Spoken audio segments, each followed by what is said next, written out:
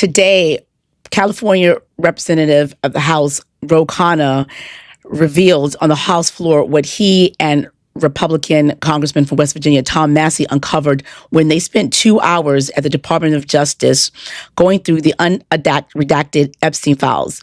He said that he discovered that 65 to 80% of the files remain redacted, despite the fact that there's a law that says that the unredacted files were supposed to be given access to the American people. And he and Representative Massie assumed that the files would be unredacted.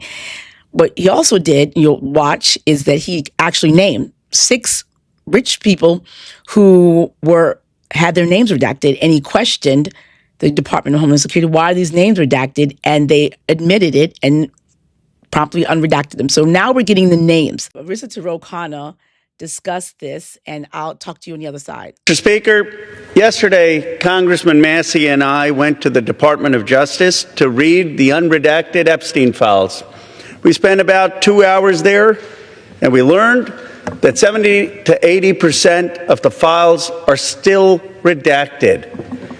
In fact, there were 6 wealthy, powerful men that the DOJ hid for no apparent reason. When Congressman Massie and I pointed this out to the Department of Justice, they acknowledged their mistake, and now they have revealed the identity of these 6 powerful men. These men are Salvatore Navora, Zorab Mikaladze, Leopig Leonor, Nicola Caputa, Sultan Ahmed bin Sulayem, CEO of Dubai Ports World, and billionaire businessman Leslie Wexner, who was labeled as a co-conspirator by the FBI. Now, my question is, why did it take Thomas Massie and me going to the Justice Department to get these 6 men's identities to become public? And if we found 6 men that they were hiding in 2 hours, imagine how many men they are covering up for in those 3 million files. But the story gets worse. The reality is that Donald Trump's FBI scrubbed these files in March, long before Thomas Massie and I passed the Epstein Transparency Act. Thank you, Mr. Now, my bill is clear. The Epstein Transparency Act requires them to unredact those FBI files. And yet the Justice Department said to me and to Congressman Massie, we just uploaded whatever the FBI sent us. And guess what? The FBI sent scrubbed files. That means the survivor's statement to the FBI naming rich and powerful men who went to Epstein's island, who went to his ranch, who went to his home and raped and abused underage girls or saw underage girls being paraded, they're all hidden. They're all redacted. It's a little bit of a farce. They're inviting all the members of Congress to go to see the Department of Justice, quote-unquote, unredacted files, but they've got all redacted files from the FBI. And it's not the fault of the Justice Department attorneys. They were just told upload things that Donald Trump's FBI had already scrubbed. It's a blatant violation of the Epstein Transparency Act, but it also asks a fundamental question. Who are they protecting? Why are they protecting these rich and powerful men, people I call part of the Epstein class? Why are we in a country where there is no elite accountability for people who do the most heinous things? You have in England the king now calling for an investigation and possible prosecution of his own brother. You have in Norway the princess who no longer has support to be the queen.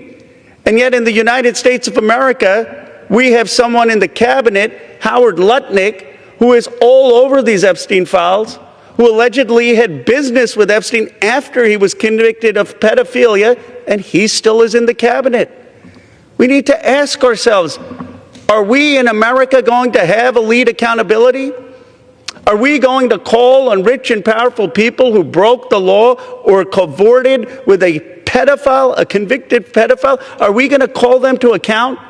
Are we going to have prosecutions for billionaires who went to this island and either raped underage girls or saw underage girls being raped and didn't say anything? Are we going to have investigations? I'll tell you what this is about. It's not just about the 1,200 survivors. It's about 2 tiers of justice in America. It's about people who can accumulate wealth and power and don't have to care about the rest of America. They have destroyed so much of this country. Income inequality is at a 60-year high. Workers' salaries are less than they have been for 75 years as a part of GDP. Somehow this country seems to be working for the rich and powerful, but it's not working for ordinary working class Americans. I say enough. It's time to begin with accountability for the Epstein class. Hold them in front of Congress, those people who visited the island or did business with Epstein after he was a convicted pedophile. Investigate them, prosecute them, and let's return to democratic accountability in the United States of America. Let's return to one system of justice in the United States of America. Let's return to a place where every American has a stake in this country. So I want to be clear, this video is about accountability and transparency and the bipartisan attempt by 2 House of Representative members to get to the bottom of it and make sure that the Department of Justice stopped hiding, concealing, and protecting powerful people from accountability and from information and the redactions. This is a serious problem because Pam Bondi last year, I think last April, said that she had on her desk, or she was reviewing Epstein's client list. DOJ may be releasing the list of Jeffrey Epstein's clients? Will that really happen? It's sitting on my desk right now to review. That's been a directive by President Trump. I'm reviewing that. I'm reviewing JFK files, MLK files. That's all in the process of being reviewed because that was done at the directive of the president from all of these agencies. So have you seen anything that you said, oh my gosh? Not yet. This was last March or April that she said this. So we're almost a year later, and it looks like there's a cover-up. Donald Trump, according to Marjorie Taylor Greene, told her that he did not like the fact that she signed for the discharge petition, which was the petition that started the ball rolling for the Epstein Transparency Act to be ultimately signed into law last, I think it was November or so, because many of his friends would be hurt. Again, it's about protecting the rich and powerful from accountability. And it's 2 different separate systems of justice. And we already know, if you don't know, that the Department of Justice accidentally released the names of some Epstein victims who did not want their names revealed. They said they were disappointed that their names were revealed. I mean, the fact that only 300 million, right? We're talking about that we've only seen half of the documents. 3 million out of 3 million. There you go. Thank you. Million. Yeah, 3 million. But we've only seen half, and they're saying that the reason that they didn't release the other half was to protect survivors. And yet, I found all of my identifying information out there, and I can't tell you how disheartening it is to look through a 302 and see all of your information. It's not just my name. It's like my birthday, my address at the time, and you move through it, and then all of these Jane Does are being exposed. And so it's just incredibly disheartening that they really failed all of the survivors on this after so many months of saying we're being so meticulous about this and we care so deeply about this. So I think that's where the slap in the face really hurts. So slap in the face. And Gloria I'm Allred. unhappy with that. I don't feel protected. It should be all out there. I don't feel protected. I feel still victimized, and I'm not happy with what they're doing. They later on covered them up, but it's too late because some of those victims says they've since been contacted and essentially been doxxed by their own government, and they're disappointed. You also know that there have been reports out that the Department of Justice accidentally leaked hundreds of pictures of children in state of undress. Also this morning, the New York Times is reporting that the DOJ published as part of its release nearly 40 unredacted nude photos contained in the Epstein files. The Times says the people in the photos appear to be young, but it is unclear whether they are minors. CNN has reached out to the Department of Justice about this reporting.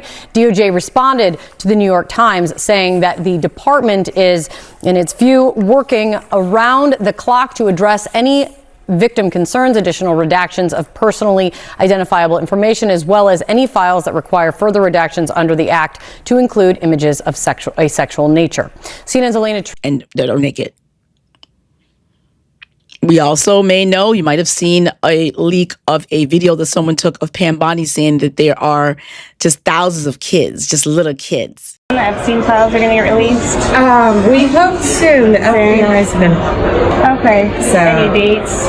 No, you know what it is? There are tons and thousands of videos. Yeah. And it's all with little kids. So they have to go through every one. So if there are lots of little kids, that means that there are men abusing these little kids, and arguably some of them are still around and need to be exposed and investigated. I'll keep you updated as the roads turn. I am going to be doing more of these exposés and focusing on more of this channel, not just on reviewing the laws filed against the Trump administration and give you the updates. I think part of this channel is going to be exposing and bringing you the extent to which there's an effort to uncover the abuses of power that we're seeing during this administration. So talk to you later. Let's discuss below. What do you think about Khanna, who I think is doing the damn thing, along with Tom Massie, who's a Republican, is on his way out. So he has the ability to show some gravitas and show some strength and some courage in fighting on behalf of the victims. I'm thankful for the Republicans because who are challenging this and holding the Trump administration and the other Republicans who are not feet to the fire on this issue. All right, JJ Legal, each one teach one. Share this video so more people know.